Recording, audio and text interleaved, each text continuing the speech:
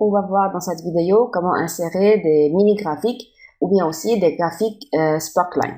Donc, normalement, ces petits graphiques vont nous aider à voir un petit peu les tendances qu'on a dans une seule cellule uniquement.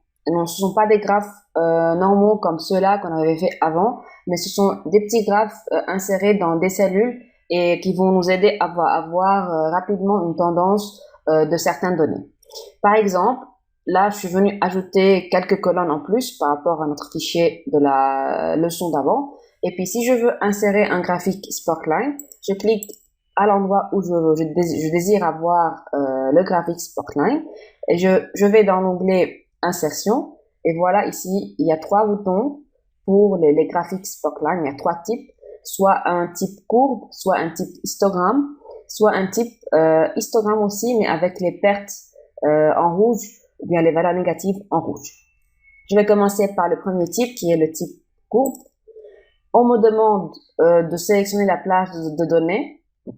Je clique sur la petite flèche ici et je commence par exemple avec la première ligne.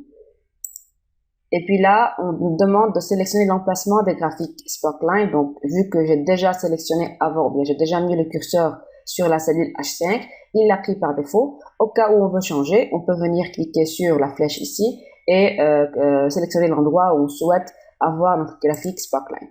Et je clique OK.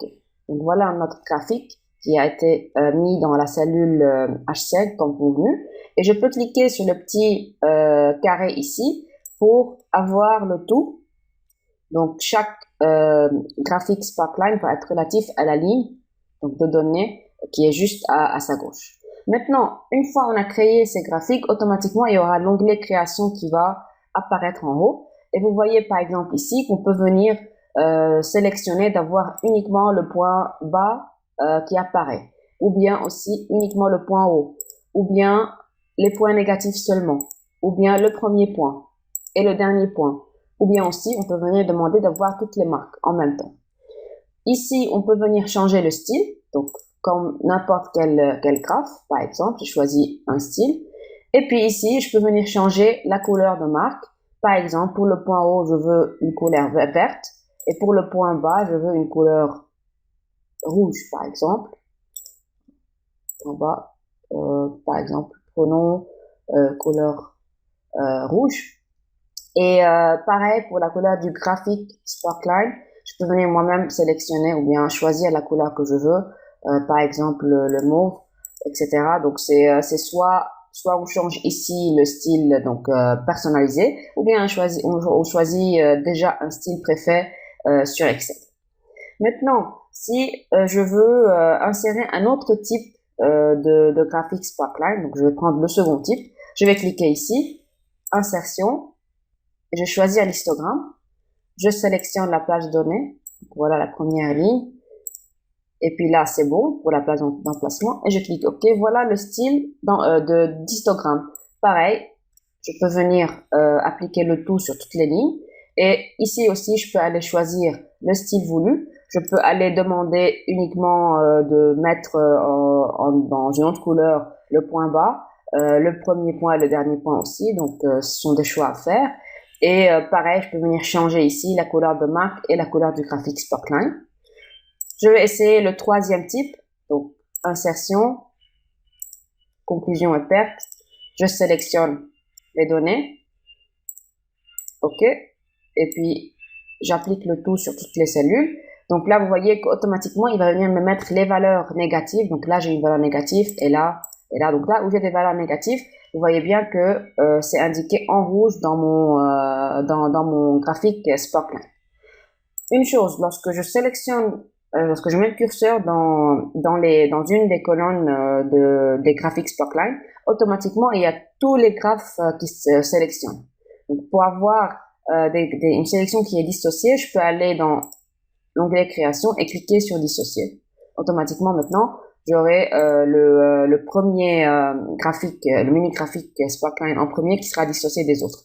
Pareil ici, je peux venir cliquer sur dissocier et j'aurai le deuxième et le premier qui seront dissociés. Donc voilà pour l'option dissocier. Maintenant, si j'ai besoin par exemple d'avoir les axes qui apparaissent, donc là il n'y a pas d'axe, je clique ici sur le bouton axe du graphique Sparkline et je peux par exemple venir lui dire d'afficher l'axe. Voilà l'axe qui apparaît ici. Et puis aussi ce que je peux venir faire, lui demander de tracer les données de droite à gauche. Donc là, il n'y a rien qui va apparaître parce que toutes les données sont en bleu. Je vais sélectionner ce type qui est là. Voilà, vous allez voir que maintenant le rouge qui était en deuxième place depuis la gauche va maintenant être en deuxième place depuis la droite. Donc de droite à gauche. Donc voilà, vous voyez que les données ont été échangées. Je peux aussi venir indiquer ici la valeur minimale de l'axe vertical et la valeur maximale de l'axe vertical. Donc soit je la mets identique pour tous les graphiques, ou bien je peux venir choisir une valeur personnalisée. Par exemple, je choisis ici 100. Donc automatiquement, je vais avoir la valeur de l'axe minimal personnalisé. Pareil ici, je peux venir, donc je vais choisir maintenant ce graphe. Je vais choisir une valeur maximale de l'axe vertical, par exemple à 200. Voilà, donc il y a toutes les valeurs qui ont été changées en fonction de l'échelle qui est maintenant vraiment très grande par rapport à mes valeurs. Donc, je vais remettre ceci d'une manière automatique et voilà, on retrouve les graphes qu'on avait avant.